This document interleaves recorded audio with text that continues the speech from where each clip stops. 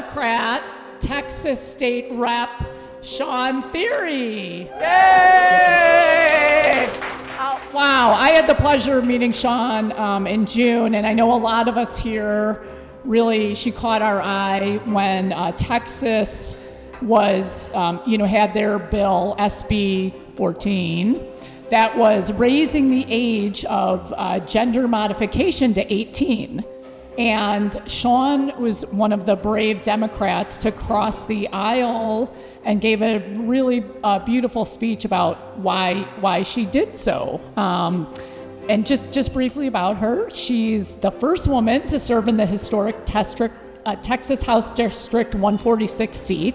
She's an alumna of Howard University and Thurgood Marshall School of Law at Texas Southern University, and has been a licensed attorney for 27 years, although you don't look like you would be that old. I know, right? Yeah, and she was serving her fourth term in the legislature, and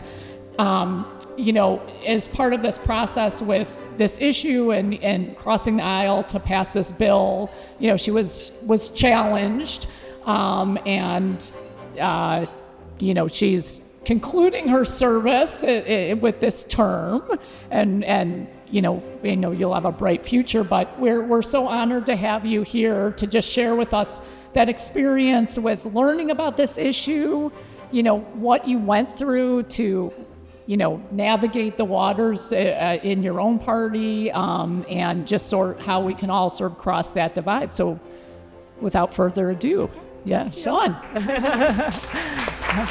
Good afternoon, everyone. Thank you, Carrie. Thank you all from GenSpec for inviting me here today to speak with you. She gave you kind of the brief bio on me. I am Texas State Representative Shawn Thierry. But I really wanted, and I'll talk about the legislative policy and the vote that I took, but I really, really want to speak to you today and let you know that I come here not just as a legislator, but as a citizen and a mother and a protector and carer of children, of not just my child, all of our children. So last year in March, I was presented with a piece of legislation, actually all the members of the Texas legislature, the House and the Senate, which was, and Carrie, I'll give you one caveat, it wasn't even raising the age when it comes to child mutilation, as I'll call it. It was establishing the age, because there was no such policy on the books whatsoever. And keep that in mind, because that goes to show really how radical things have become, because there were folks in my party and people who really believe in this transgender ideology for children that want no age, okay? So that's the starting point. It wasn't raising the age, it was setting an age. So that means without the bill, you could be 5, you could be 3, you could be any age. So that's where we were. So I voted that the age of the bill that was before us said 18. And so who would have thought, or as my grandmother would say, who would have thunk it, that just simply saying 18 would create a movement against me stemming from death threats all the way to putting me out of my seat, raising hundreds and hundreds and hundreds and hundreds and hundreds, probably till I say it's 7 times thousands of dollars to primary me and say, you've got to go.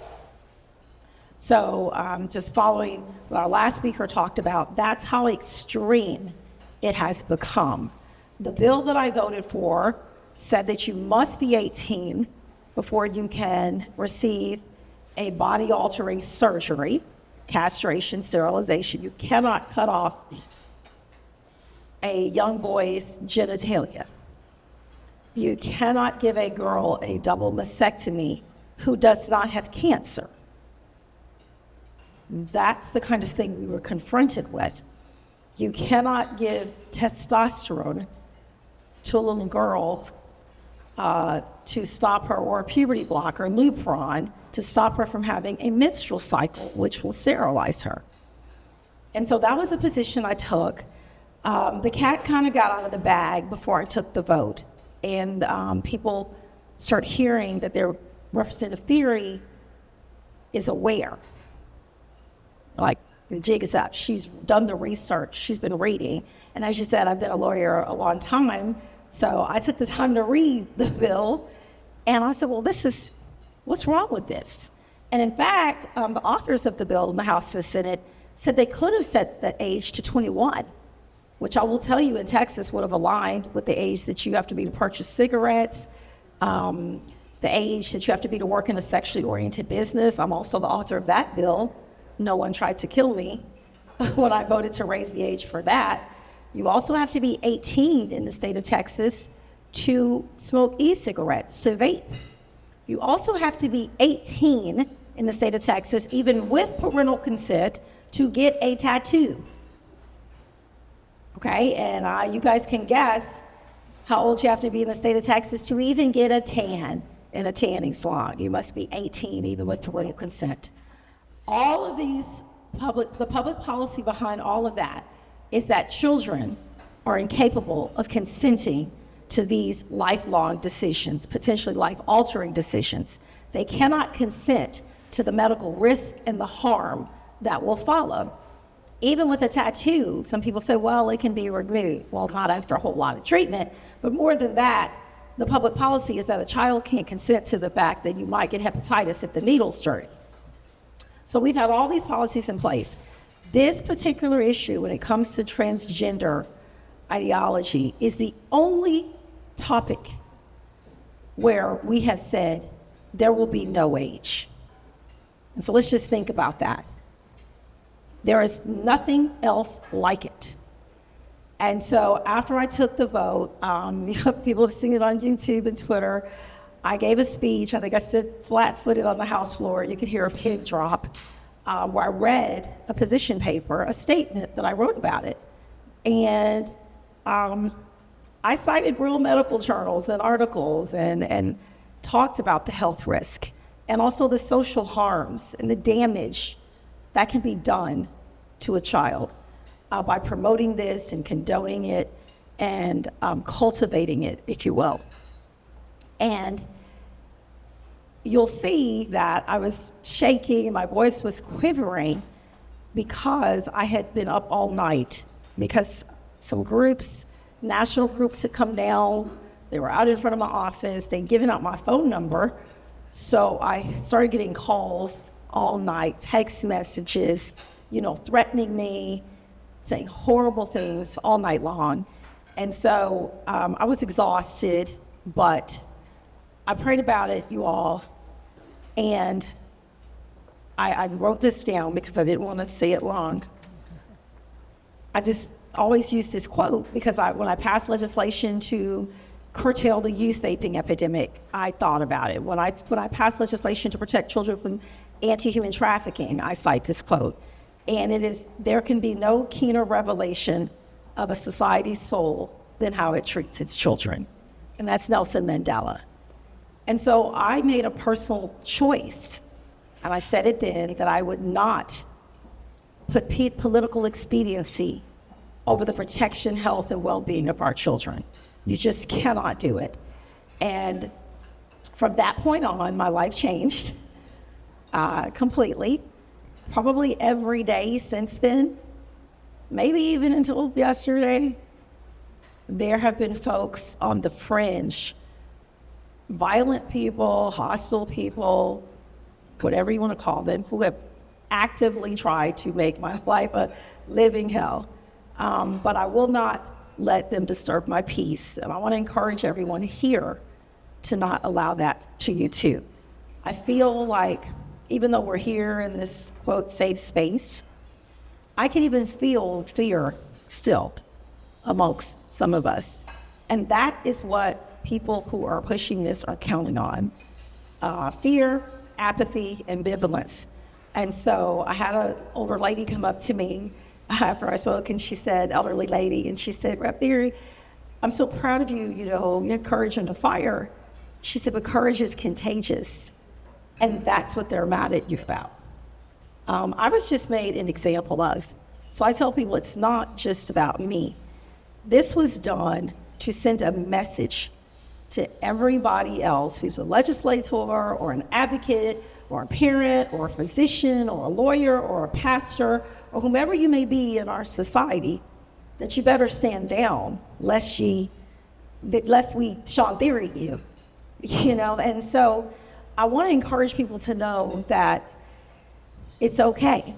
I'm still here, I'm fighting, and people said, well, you lost your seat right there, but I didn't lose. I no longer, you all, seek the approval of others for acceptance when I know I'm standing for what's right. I know that I won the favor of God. I know I stood for what's righteous. And that in and of itself, I can tell you, is so freeing. And so the Democrat Party right now has, in a short amount of time, has made this almost like a tenet of the platform. When we first started addressing this issue, we were told in our caucuses, we're going to debate it. We're going to look at the science, we're going to talk about it. And that didn't happen. The COVID pandemic took place, and we weren't really meeting, and we didn't see each other. Next thing you know, we came back to session. It was like, oh, we're all for this. And I'll let the cat out the bag. I've said it before publicly. Many of my colleagues told me privately they don't agree with it. They said, Shawn, clearly you're right. This is common sense. You don't go around cutting off healthy body parts of underage children. Black legislators, the African American community, majority of where I represent, they're not in favor of this. But they're being lied to, told different stories. They don't understand what it is.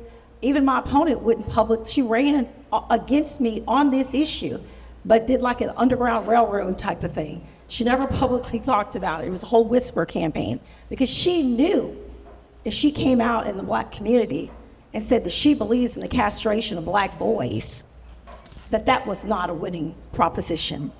So she had to do something different. And so I want everyone here to know that there are more of us than them if we speak out. The majority of the country is with us. Stand up. Stand up.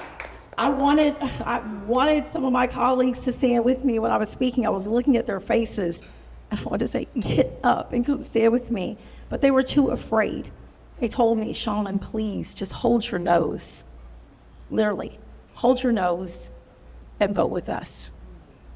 And my dad, he passed away while I was serving a few years back of heart disease. And I admired him so much. He was an amazing man. And he asked me one thing when I took this job, because he did not want it from me, honestly. He was proud of me, but he did not want it. And he said, honey, Daddy's proud of you, and you know I'm always be with you.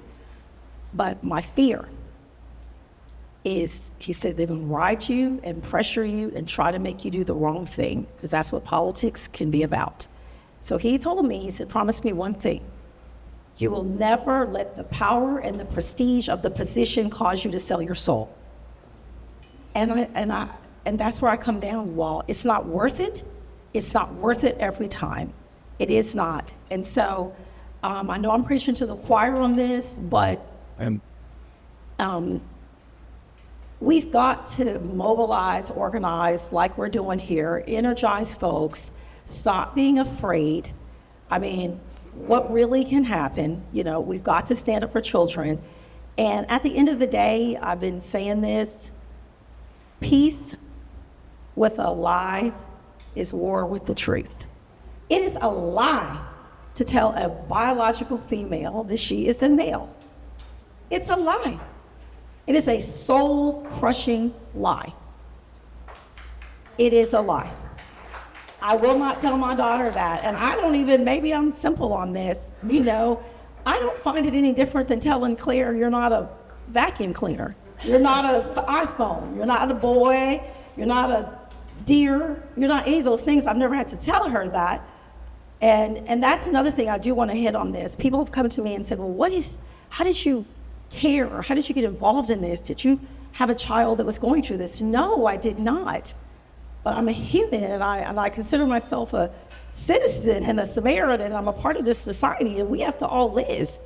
And so I see this as really a form of, I mean, it's the people that are so insistent that this has to happen. It must happen. I mean, it's almost like they're trying to just destroy the innocence of all children, like a form of child sacrifice. It's horrible. And so it's going to take good people to speak up, strong people of whatever party affiliation. If you didn't know, and you just read about it, and you didn't know it was Democrat, Republican, or Independent, wouldn't people just say, oh, well, that makes sense. Yeah, we're not giving children sex changes. Who's doing that, right? But now it's becoming like a new world order. And so I've already, as we used to say, I've done it. I've already let the cat out of the bag and made my stance. I don't have any regrets. I'm not changing my mind. And I really feel that, silence, Dr. Martin Luther King Jr. said, it can be betrayal. So for those that are sitting silently on the sidelines who know better, it is time for them, you, anyone watching, to do better. Speak up, protect kids. The adulting of children is what I call it in all areas of our society right now is rampant. We must stop the adulting of children. Either they're children or they're not. And if the agenda, if there is an agenda, people talk about the conspiracies, it is to adult children. And you talked about John Mooney. I mean, there was a person who was pretty ambivalent about pedophilia. So, I mean, it's sinister and it can go to sick levels. Children are children. They're innocent. They're precious. They're supposed to believe in imaginary things. That is the beauty of them. They're supposed to say, how many times you told them, don't get in the car with a stranger if they offer you puppies and candy. They're supposed to want to go. If they don't want to go, they're adults. And so who are these people to deprive our children of that basic beauty and imagination and innocence, to take that from them? And then I'll just conclude with this and take questions. For those who say, oh, it's a paranoia and obsession, this isn't that pervasive, it's not real. My daughter was watching a show on Netflix about a little bull, a cow, a bison.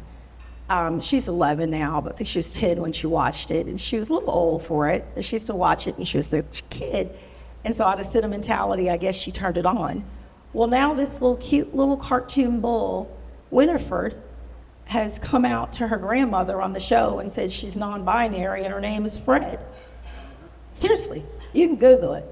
I had no idea. I promise you, my daughter walked in the room and was like, Mom, Winifred uses they, them pronouns now, and just told her grandma, who's the bull, that she's non-binary. Now, this is a show for 5-year-olds. Nobody would know what that word means. They're adults. My family's from Louisiana originally. I can go right down the country with a bunch of cowboys and cowgirls, like, are you non-binary? They're like, huh, what? So everybody doesn't know what that means. And so I know for a fact the average 5-year-old would not know what that meant unless someone told them that. And so it is a real thing, and it's designed to create confusion. And I'm not gonna run from my faith anymore, you all. I'm a Christian. I'm proud of my faith. And when I say it's designed to create confusion, the devil is the author of confusion. And so that is where this is all, a lot of this is stemming from just people who mean no good. They mean no good, and they're taking advantage of children who are experiencing body dysphoria. And I will go further and say many are not. Many have no problem. They're perfectly fine. People are just telling them this. Some have it for sure, just like children have anorexia. And in the African American community, and we have always said we do not promote self-hate. We don't tell children in our community, if you're dark skin, you should want to be light skinned. You don't like your hair, your nose, you got to change. We have never, ever cultivated that. We have said you should love the skin you're in. You are created in God's image. Where are the adults that are saying that? Why are we telling kids who look in the mirror and see something they don't like or hate themselves, okay, that's okay, I'll change it. My child walks in and says, oh, I'm 90 pounds, but I think I'm fat. I'm not gonna go put her on Ozempic. And it's the same thing. We've got to stop this. So I want to say once again, you all, there are more of us than them. We can create a wave, a movement, of all of us who can come together on common ground with common sense issues to protect our kids. That's all it's about. These are kids. And if nothing else, we've got to find, we know that they deserve special protections under the law, so we've got to find common sense solutions to protect them. Thank you.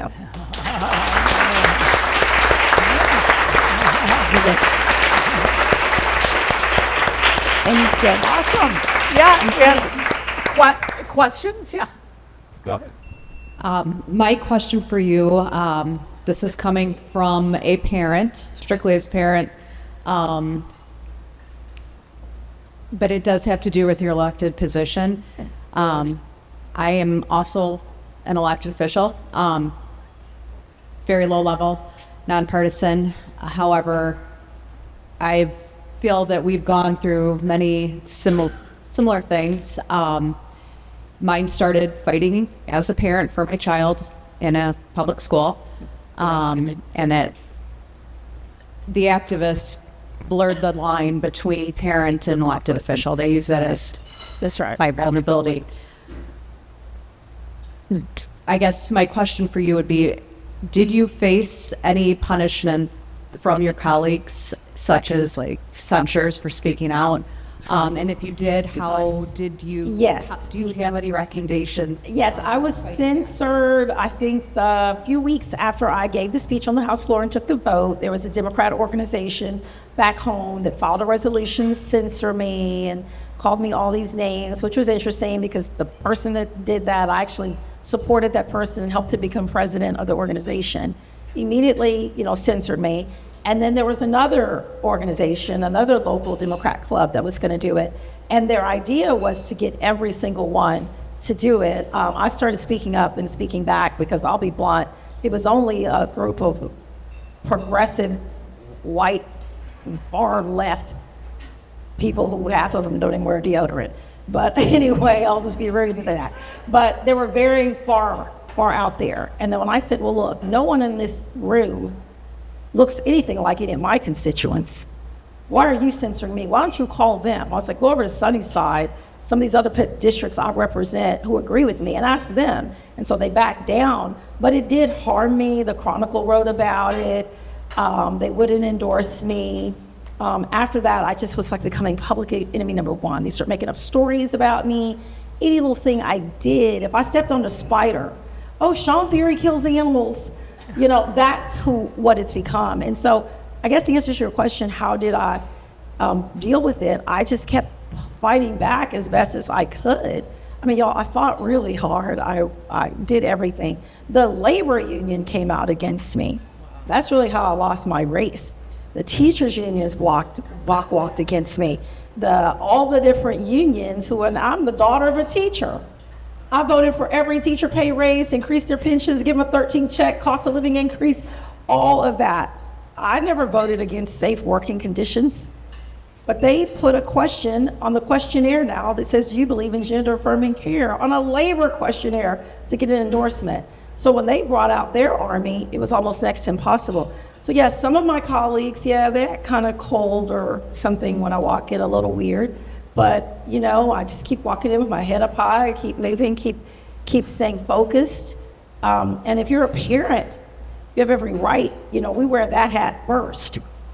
And so I think that that's what it's about. I mean, I'm going to just be blunt. And it's not, any time there is no room for dissension in any kind of organization, and you cannot speak your mind without fear of being either physically harmed or economically harmed or publicly shamed, then you're in a cult. That's a cult. I didn't sign up to be in a cult. I signed up for a caucus. I never said I was in a cult. And I never said I have to drink every ounce of anybody's Kool-Aid. I do not. I will not. And so that's what we all have to do. And if more people can stand that way, then they'll back down. Anytime there's a coalition, I don't care if it's a coalition of 5, they're like, oh, there's 5 of them, there's 9, there's 10, because they know there'll be more. And so I think that's the beautiful thing, the great thing about what we're doing today. I think we've got a take the show on the road a little bit. I don't want to be the only one because I kind of kept running like, yeah, y'all, let's go. And I looked and there was nobody behind me. Actually, there were 3 brave colleagues of mine that voted with me. They didn't speak, but they did vote with me. I got the retribution because I had the temerity to speak about it. And that's what they're counting on, silence. And I ripped the lid off, I guess. I spoke, I was persuasive. I backed it up with facts. And all of that became problematic. I did hear there were 6 African-American Democrats in Louisiana, elected officials, that did the same thing. I don't think anything really happened to them. And then there was about 14 somewhere, I want to say it was New Hampshire, which seems unlikely, but I think it was. And so they started speaking and people were like, oh, it's the Shawn Thierry effect. But, you know, I have been flogged publicly, but it's really okay. Because again, I have my dignity, my self-respect. I stood up for my child. She can read about it. My grandchild, 100 years from now, all of our children. And I do believe when the dust settles, hopefully sooner than later, this will be looked upon as the biggest medical scandal of our time, the most incendiary social experiment on children of our time. And hopefully with what we're doing, it won't last as long. Shawn, I want to say this is Jeanette Cooper of Partners for Ethical Care. We met 2 years ago in your office. Michelle Evans introduced us, and I was so thankful.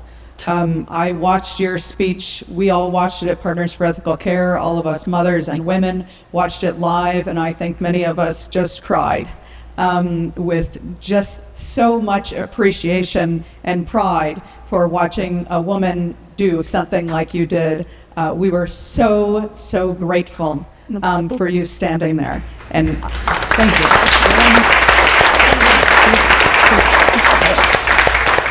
And I know that took work to get there, and I know there may have been a time in the past that you actually had no idea about any of this, and then somebody educated you on that. I want to know how that happened. I want to know what that process was like, because we attempt to do it when we talk to legislators and policy officials. We make those attempts. I want to know how your experience was and how that happened, and what got you to the point that you were standing there making the speech, not just voting in favor, but making a speech and saying why, and standing up there and taking your public vlogging and then moving forward and saying, I have gained more than I have lost. Yes, ma'am. You know, y'all, I have to say, and I mean this so humbly, I just knew. It is so weird. I read about it. I knew it was no, people came to me, but they were kind of catching up with me. I just read about it, and I was just almost like, it's no different in my mind, you all, than cutting off a child's foot. Why would we do that? Right? I don't need a paper. And that's why I think we've just gotten too bogged down with some of this stuff. It's become too academic and too intellectualized. My daddy used to say, sometimes the more educated people become, the stupider they are. I mean, I got a law degree, but I didn't need it. I did not need it to know I'm not cutting off a child's hand or their foot. I've asked colleagues, I said, so let me ask you a question. So, we got to vote for it. You know how the organization, those groups, what they're going to do to us.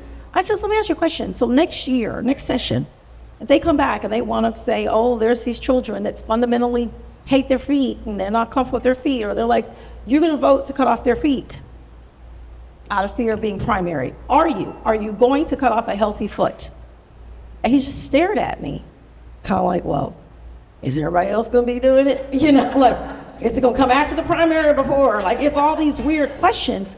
And so I will say that, keep doing that, educate them, because some people don't know. They're not going to take the initiative. So yes, go, but I wouldn't, they lobby us for so many things. You don't need a thesis on this. There is science behind it. Yes, my 2-page paper had some statements that it can cause all of these issues. You can put them on the track for pulmonary embolism and stroke and all of these other things and thyroid issues and all of that. Yes, we need to talk about that. We need to talk about that the brain is not fully developed, the frontal lobe of the brain at that time.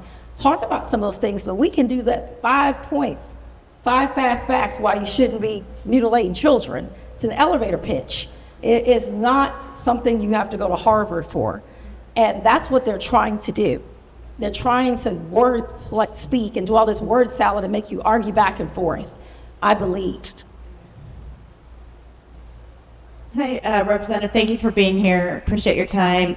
I'm curious the response that you got from your constituency after your speech. So what's interesting is a lot of my constituents did not know because the speech kind of stayed on Twitter.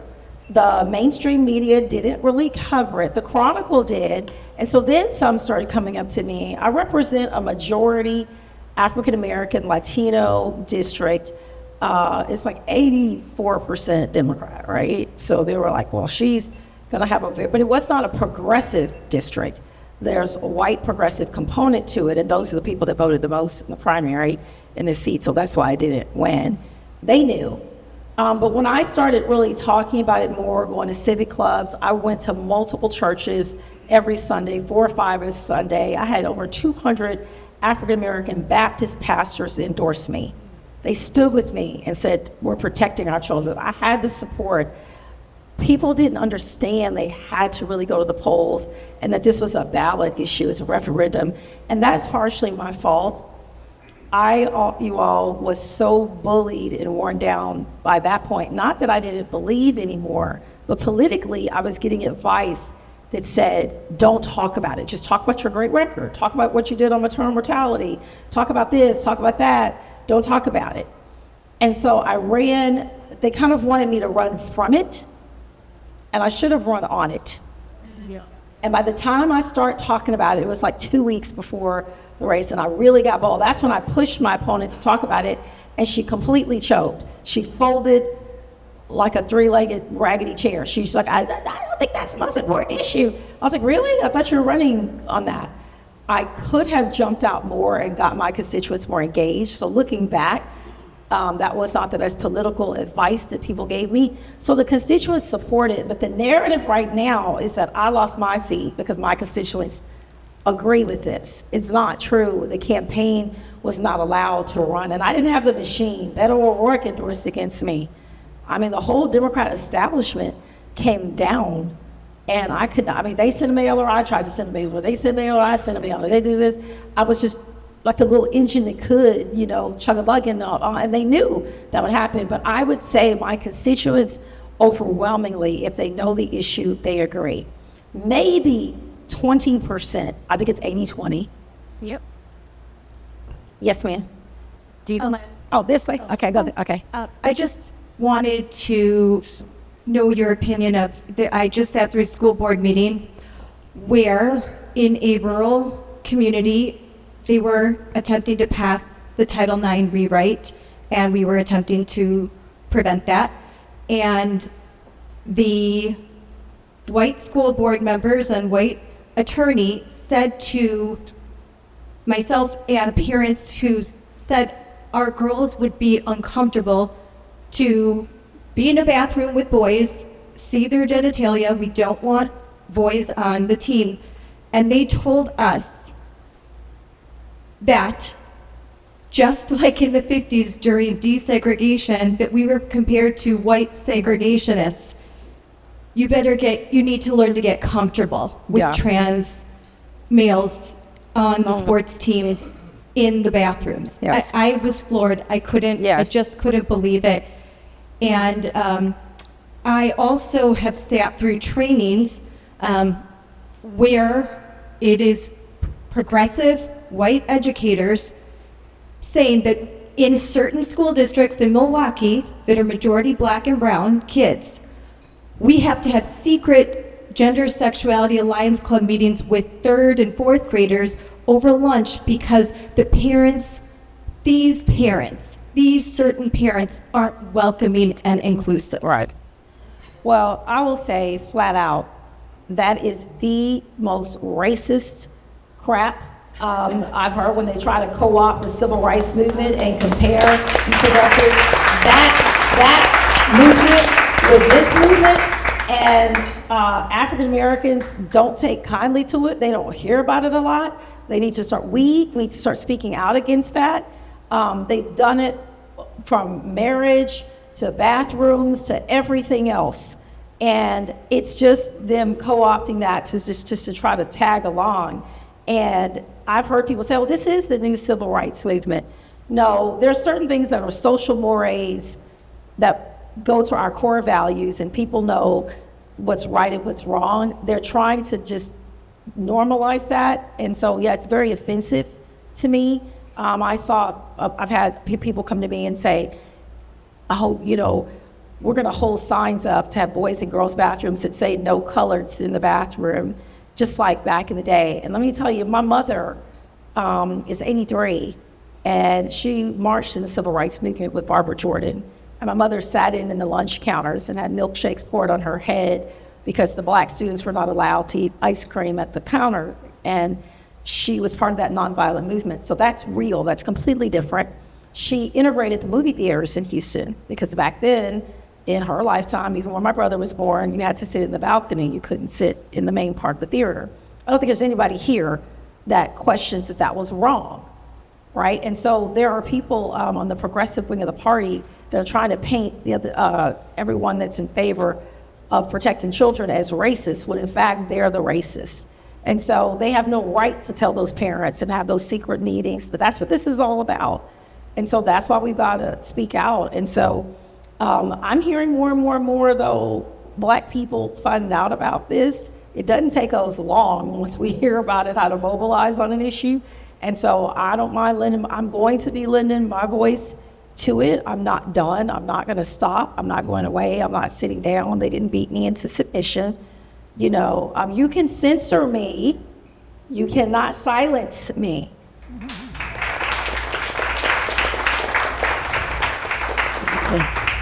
Actually, question, what's next? Are you considering public office again? Or did that lead to?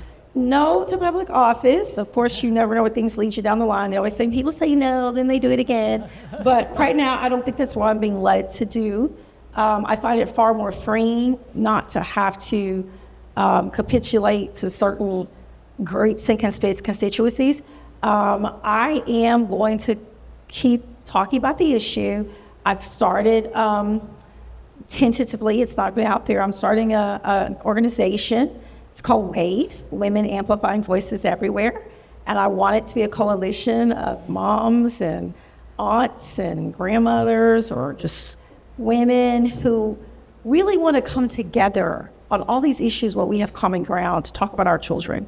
And I want it to be national. I want it to be, we can have WAVE in Illinois, and WAVE in Texas, and WAVE in Missouri, and WAVE in Louisiana, WAVE in California, because that's what we don't have.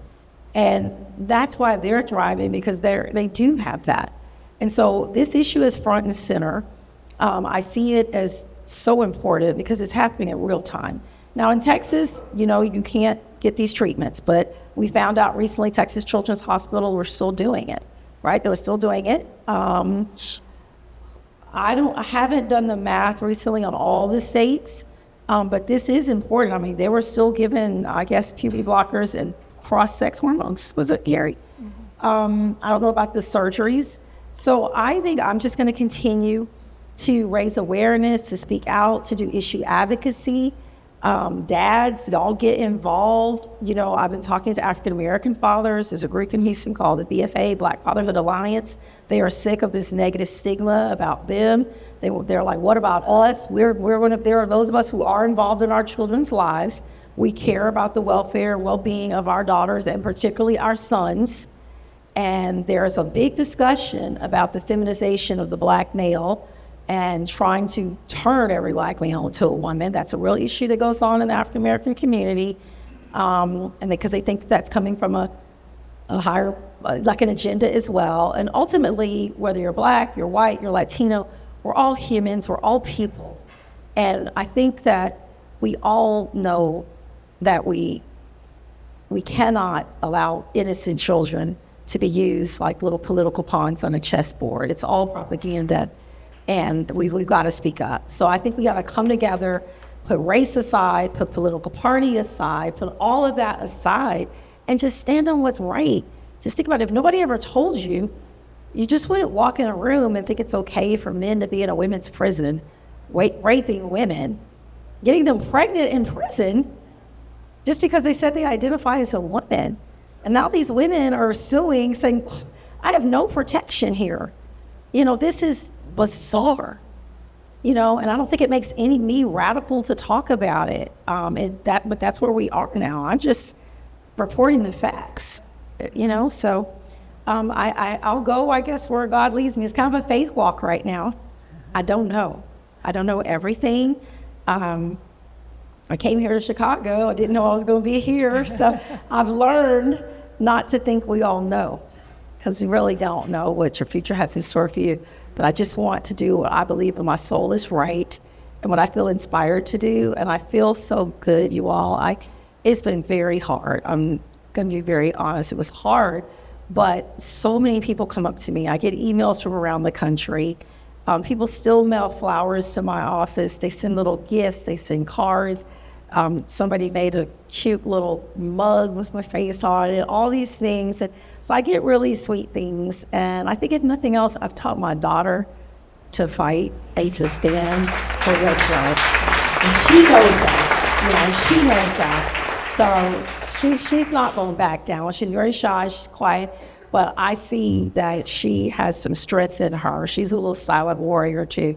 She's not gonna go jump off the bridge because somebody else said jump off the bridge. And that's kind of what's happening with a lot of the social contagion. And I'll just conclude with this. I want people to say, I very much know it's real.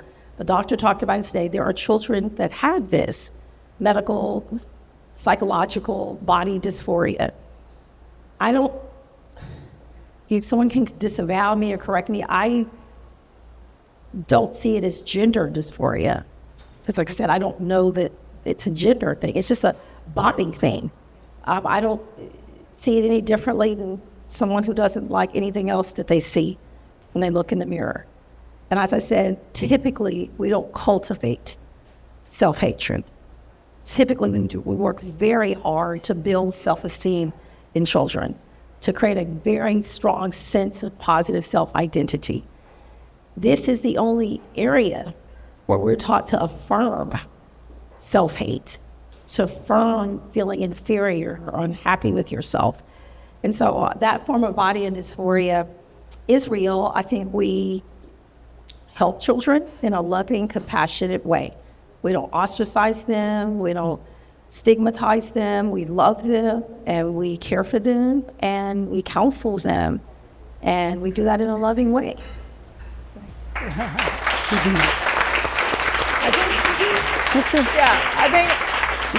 I think we have one more question, but we have 2 minutes, so Okay, real quick. it'll be quick. Okay, Give a short answer. Okay, I'll just say I'm speaking for myself, but I'm confident for a number of other people. We are grateful to you for your courage. You are 100% right. Thank you. Fear can be contagious, but courage is even more contagious, and I know other people will feel courageous because of your courageous stand. A question I have for you is, I come at this question from the knowledge that in the industry here, with the data that we've seen, we know that there's a disproportionate of vulnerable children that are being taken advantage of. And so I was wondering if to the legislature, if some of that information was given to you, if it was talked about, if that was known as you were talking about this vote, because I think that's something that has been hidden by folks who maybe are on the other side of this issue. I heard a little bit about it in terms of children with autism. It wasn't advocated enough. I think I've heard that children who are just probably gay or feeling gay were being kind of pushed the other way, kind of like transing the gay away, I heard, in terms of that level of vulnerability. But nothing else. I didn't hear if it was mostly kids. For example, I passed a statewide bill that increases the penalty for people who go after children who live in foster care facilities if they try to sexually exploit them and human traffic them. okay? Because we know that's a vulnerable population. Kids who are in juvenile detention centers. And then I've passed the second one for kids in colleges, universities. They are vulnerable. So to your point, but I never heard that same argument, that same vulnerable population of kids in foster care facilities, juvenile detention facilities, colleges and universities, daycares and all of that, we never heard that was a vulnerable population for this. So I think we need better advocacy on that issue. Perhaps members, if you give them something, I've learned this, let me say this, back to your question. Everyone's not just gonna get up there and stand because they feel it, right, on their core principle. I've learned that now. They're not gonna just do that. They will need information, something to hold on to say, well, this is why I've been educated. My only point was that if it gets to become too much, it's much easier when the other side just comes across and says, but they're going to kill themselves. You see how they just put that bottom line. There was no evidence to say that. You see how they didn't back that up with anything. It's either that or you have to do this. So I think it just needs to be more concise. But yes, we need legislators around the country. They need better information. My fear is just like everything else, until the movement grows and until you hit them where you vote, they might ignore it, ultimately. But if we build a large enough coalition, then perhaps they'll start to say, well, you know what? I don't want to go there. I will say on the sports issue, everyone in Texas on that bill about whether biological males could play on biological female sports teams at college, most Democrats, they did a white light on that bill. Do y'all know what a white light is in Texas? So it's red for no, green for yes. White light is called P and V, present not voting. It means like, I'm here, but I can't take a stand. But it wasn't, they didn't vote against it, which because the Republican advanced the bill. That means they were afraid to say, I want biological males on female sports teams. We debated on the floor. And then all of a sudden there was this whole thing where the caucus said, everyone, it's okay to white light. Because for some reason, the transgender advocates yielded on that issue, Carrie. They yielded on that, but they would not yield on this medicalization issue. They backed down on the sports thing. And so give them that. It's okay. We won't come after you if you don't support it on the sports thing. But if you don't support the mutilation, we're coming for you. So it's interesting. So, that I believe that members could eventually white light all the way around if there was enough pressure put on them. Thank you. Thank you, Shawn. Thank you so much.